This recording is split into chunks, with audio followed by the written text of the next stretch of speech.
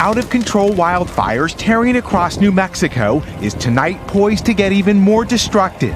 2 fires merging into one monster blaze has alone torched over 100,000 acres.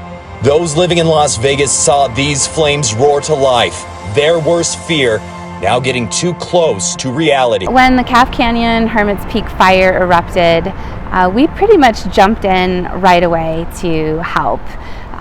Over a weekend, I received a phone call that the shelter in Las Vegas had to evacuate immediately as the fire was threatening the town. And so I noticed that the dogs all seemed to have a place to go, but I noticed that nobody was volunteering to take the cats. We took in a number of their animals, provided support for the shelter workers in transport and just emotional support. What you have to understand is when we said yes to these fire cats and dogs, we were already overly full at the shelter, and we had another 200 animals in foster care. Our spay-neuter clinic was booked out for weeks. Our team's capacity for care was maxed out. It was kind of scary saying yes to these displaced animals, not knowing who was sick or injured or contagious. And of course, everyone had to be sterilized.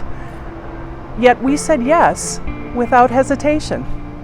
Got a lot of cats that were stressed, and some of them were pretty feral at the time, very aggressive. And even though that they were scratching and trying to bite, I understood that they were scared and they didn't know what was going on. So I made sure to help them get into the kennels as safely as possible. I phoned one of our volunteers. Lisa and Judy jumped in their car with all the carriers they had. I got in my car and put every carrier I could find into my car, and we made the 2-hour drive to Las Vegas.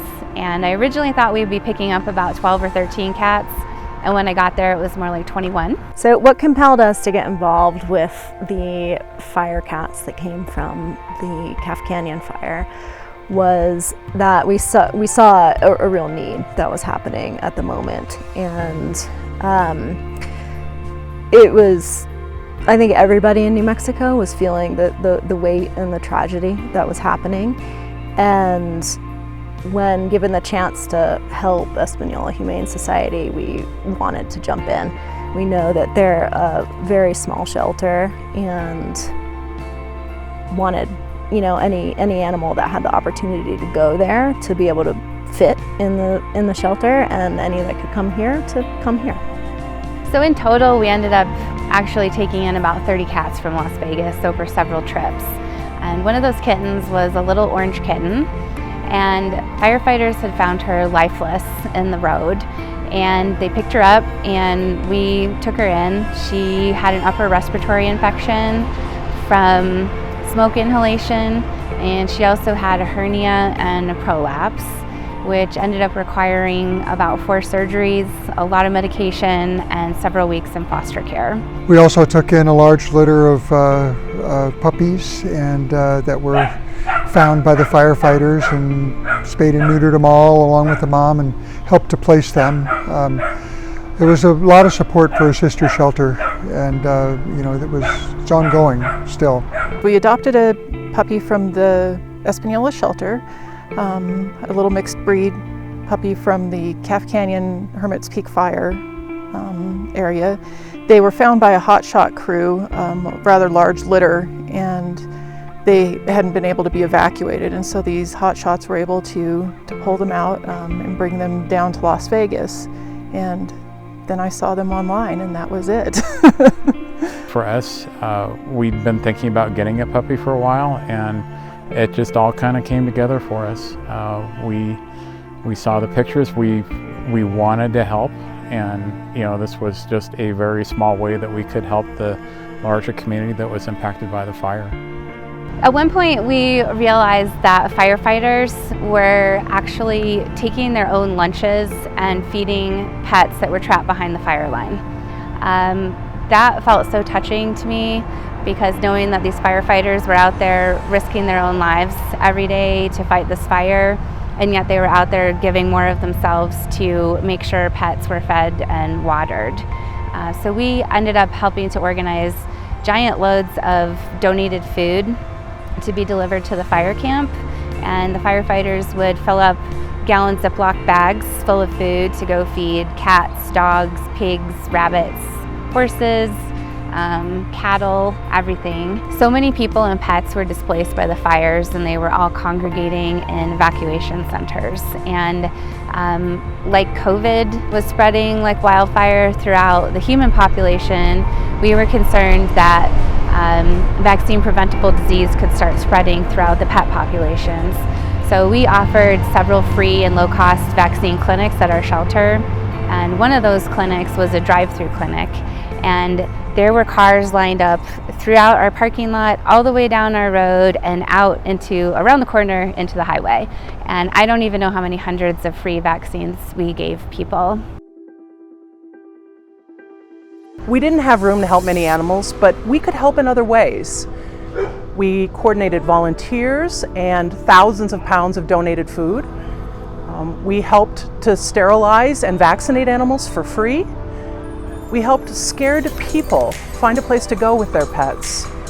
We even took an emergency shelter from Las Vegas down to Abiquiu when the midnight fire broke out, threatening to displace more pets and even more livestock. We're called the little shelter that could because what we lack in physical capacity and resource, we more than make up with determination and heart. Because of Judy, Lisa, and Julie, we were able to help so many more pets than we would have been able to help alone. The three of them really just dropped everything at a moment's notice to help me transport pets, help our staff intake pets, take pets in and out of surgery, and drive pets to their owners was critical in our ability to mobilize. They also loaded up donations in their own vehicles to drive to the fire line, and donated their own funds to help us help more pets. Knowing what we do every day at the level of service we provide, the diversity of the work that we do and the critical nature of the work that we do every day, and then being able to mobilize so swiftly and quickly with the help of volunteers and donors to help these animals and families displaced by the fires, I think really just shows how much we've grown and matured as an organization in the past 30 years. And it was so inspiring to me to see how we could be so resilient and so helpful in such a short amount of time to mobilize. It feels good to know that we are in a position to extend a hand where we're able to go beyond our own needs. Our own needs have really been overwhelming this last year with disease outbreaks and just the ongoing effects of COVID, but to be able to, as an organization, step up and help a sister organization was something I think it made us all feel good. All the staff members and everybody was, kind of gave us all a little bit of encouragement. This is why we're here. This is why we're doing what we do.